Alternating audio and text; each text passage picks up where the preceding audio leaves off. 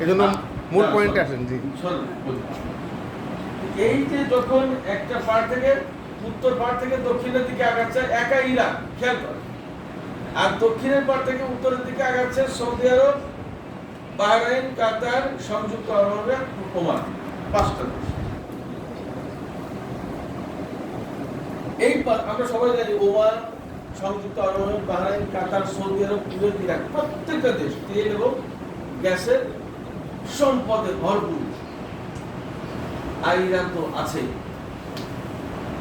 এই যে পারস্য উপসাগর, সৌদি আরব, এই যে যতগুলো দেশের নাম বললাম, এই 8টা দেশ, এই 8টা দেশের যত তেল এবং গ্যাস, আমেরিকা, ইউরোপ, চীন, জাপান, রাশিয়া, উত্তর কোরিয়া, দক্ষিণ Korea, Malaysia, Singapore, Indonesia, Philippines, Vietnam, thank you, Brunei, অনেক ভালো লাগলো।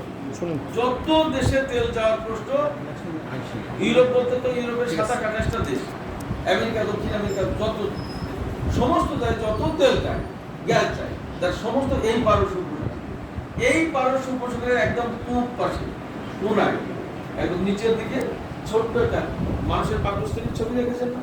অনেকটা ওই হরমুজ মোড়ালির ছবিটা ওই পাকস্থলীতে মোড়া দেওয়া আছে। ওই মোড়াটা চিকন, একটা বড় জাহাজ যদি যায় তাহলে 2-3টা বড় জাহাজ পাশাপাশি যেতে পারবে না, হরমুজ মোড়ালি, তারপর খুব চিকন।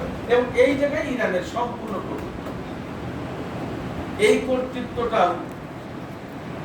একটা বড় ফ্যাক্টর আমেরিকা, ব্রিটেন থেকে শুরু করে সবার জন্য।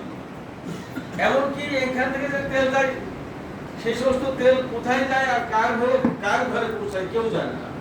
রাশিয়ার উপর নিষেধাজ্ঞা দিয়েছে, রাশিয়া থেকে তেল কিনে ভারত, তেল কিনে রিফাইন করে সেই তেল পাঠায় ইউরোপে, আমেরিকায়।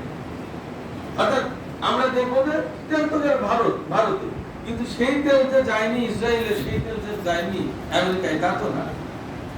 সৌদি আরবের তেল বেরিয়ে যাচ্ছে ধরেন স্পেনে বা ইটালিতে বা রোমানিয়ায় বা গ্রিসে অথবা ব্রিটেনে, সেই তেল বা তুরস্কে, সেই তেল আবার রিফাইন করে